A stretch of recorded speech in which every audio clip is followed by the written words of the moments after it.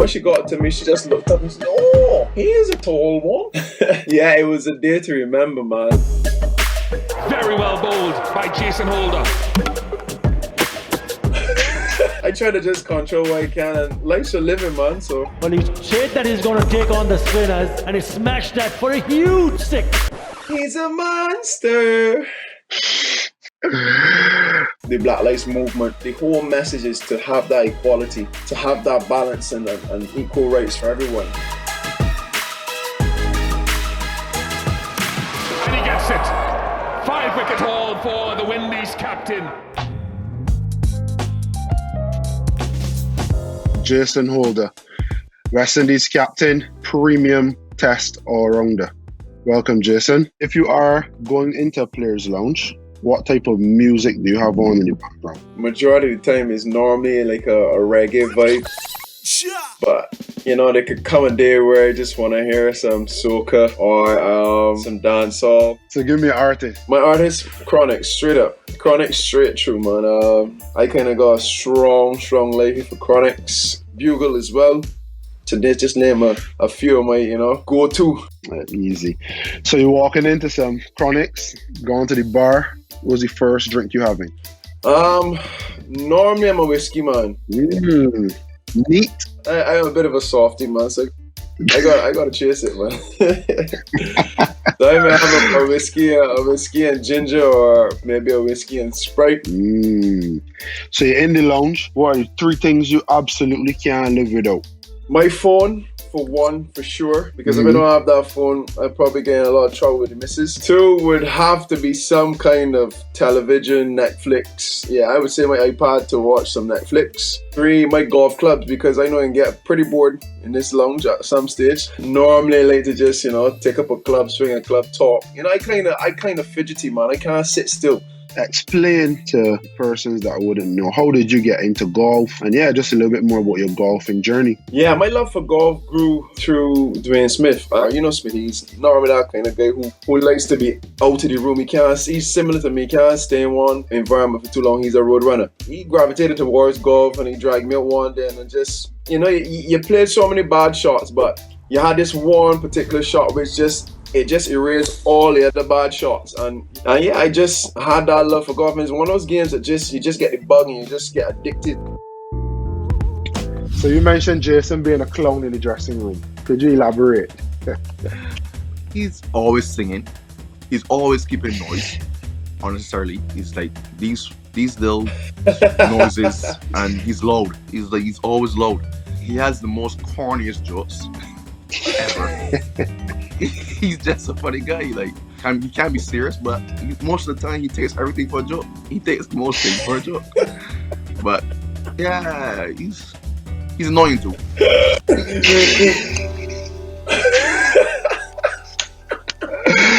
Defend yourself.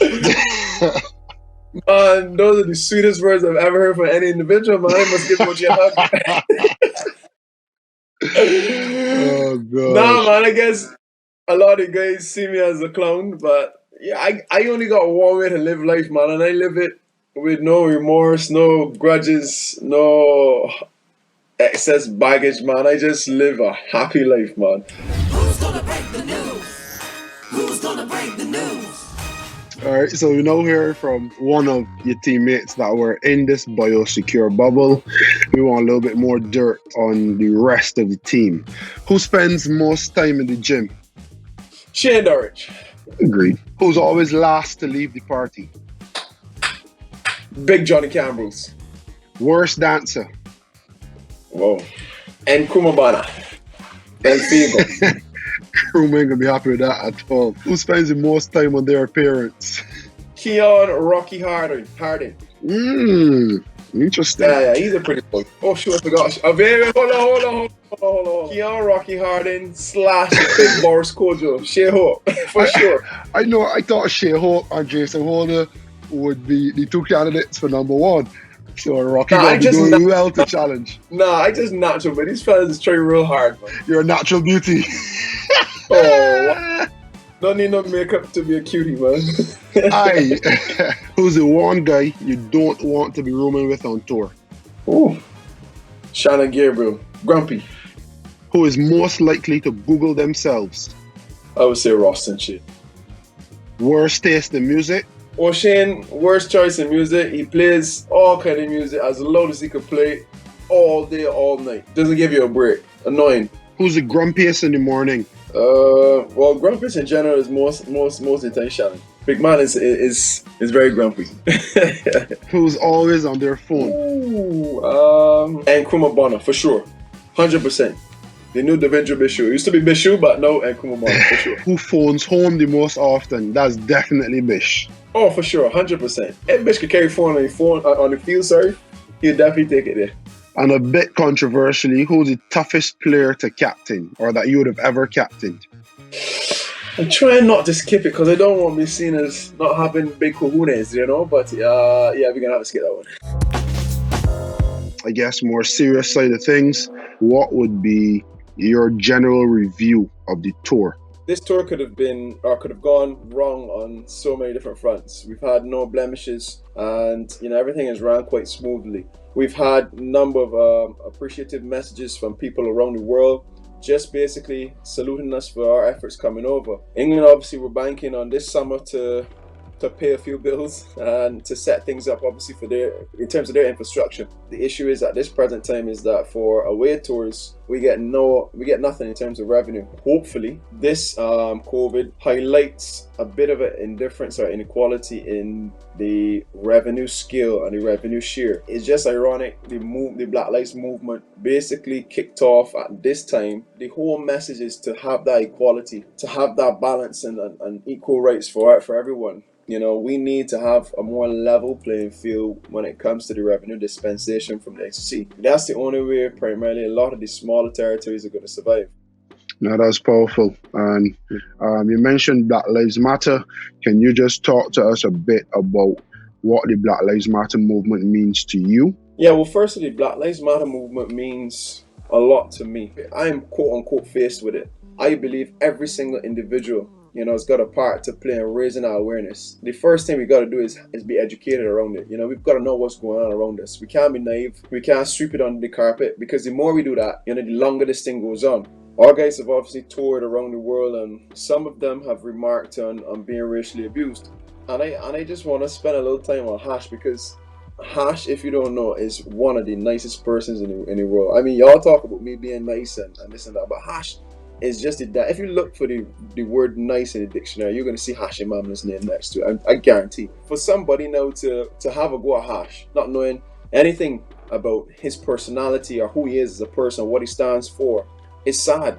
It's just sad knowing that someone so nice could be picked upon, and see things like being published more so around Joff. Obviously, Joff is somebody who's close to us. It's hard for him in this system to speak out about it, because he always feels I get the impression, I should say, that he feels sometimes as though he's an outsider, and environments like such as this could make you or break you if you're not strong enough, and that's why it's just so close to me. And to see Michael Holden express himself the way he did, before our first test match was very touching. I said I felt it in my veins, because it was that powerful, for somebody to stand in front of millions of people, to express what he's expressed, and to bring a reality to a lot of people's eyes. Again, after he did that, it raised awareness to so many different people. I hope, in a nutshell, you understand where I'm coming from, and that explains how big of an issue it is to me, and how close it is to my heart, because I believe as the leader of the West Indies cricket team, people, we're seen as public figures, we're seen as role models, and we've got to set the example. It is a deeper topic, and we could probably go on and on and on about it, and I think education is the next step, so thanks for sharing that.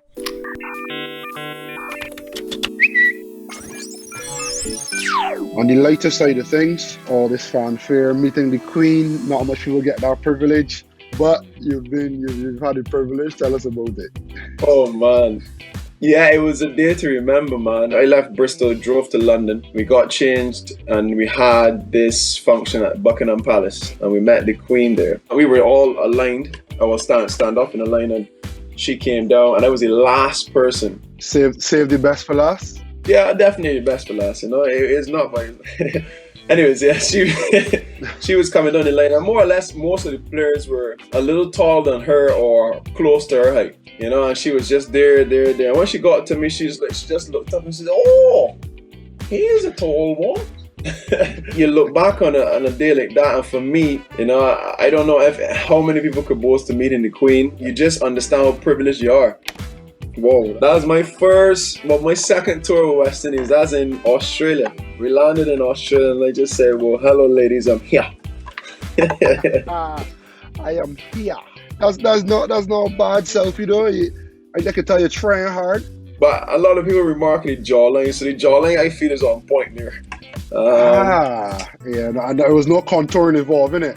No, All natural. natural. Yeah. There we go. Yeah, not too bad, but it came a long way.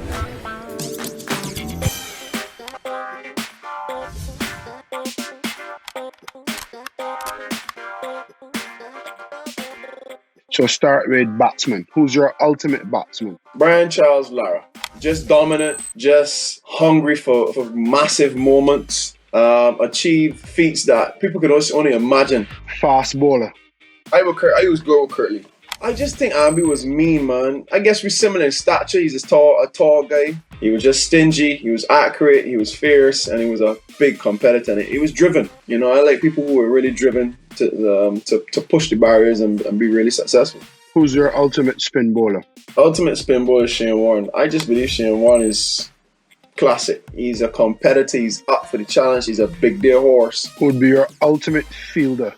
Dwayne Ramel Smith. I think Dwayne Smith, for me, doesn't get enough credit when it comes to fielding. Clean pickup, bullet arm, accurate, beautiful, very good catcher. And to me, I've seen Dwayne Smith in every single position you could think of on a cricket field, and he's outstanding. Kimar said the same. I think we both agree. Ultimate keeper. I would say Adam Gilchrist, man. I just love the way he transformed. He played the game. He's a positive player, pushed the game along. And to keep to Shane Warne, Glenn McGrath, Brett Lee, and be successful over the years, man, it's just great. I used to love Gilly.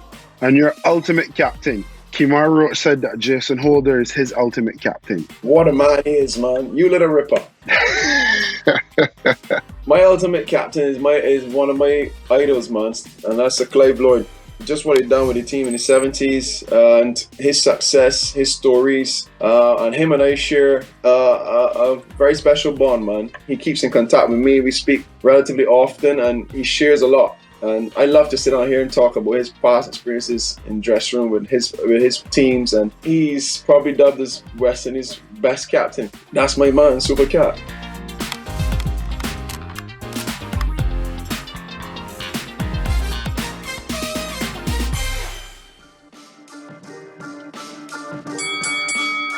What would you be doing if you weren't a cricketer? Playing golf.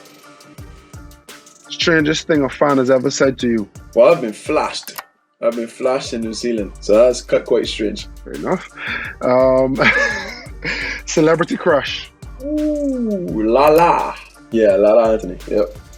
If a movie or a biopic was made about you, what would it be called? He's a monster. Who was your hero growing up? My hero, Batman. Describe England in one word. Right now, prison. I love that. Best player you've ever played with? Christopher Henry Gill. Who's the joker in the West Indies camp? Ooh, Hot Rod. Who's Hot Rod? For people that don't know. Roderick Orville Eswit, aka my cricket daddy. What's your guilty pleasure? Oh, ice cream. Bowler you most fear? None. Batsman you most fear? None. What's your best dance move? The Tootsie Slide. I'ma show you how to get it. It go right foot up, left foot slide. What's something fans don't know about you? I used to play basketball when I was in school. And lastly, who out of your teammates would you let date your sister? Date my sister? I would say Shane Dorrich, because he can't pull a girl. So I ain't gonna be sympathetic with him. Jace, It's been an absolute pleasure. Thanks for coming through to the Players Lounge. Had some good laughs, had some good fun, and got to know a bit more about you. Also, some on a more serious note, some real positive and powerful words spoken. For everyone, thanks for tuning in. Make sure you like and subscribe if you want to see more chat and content like this.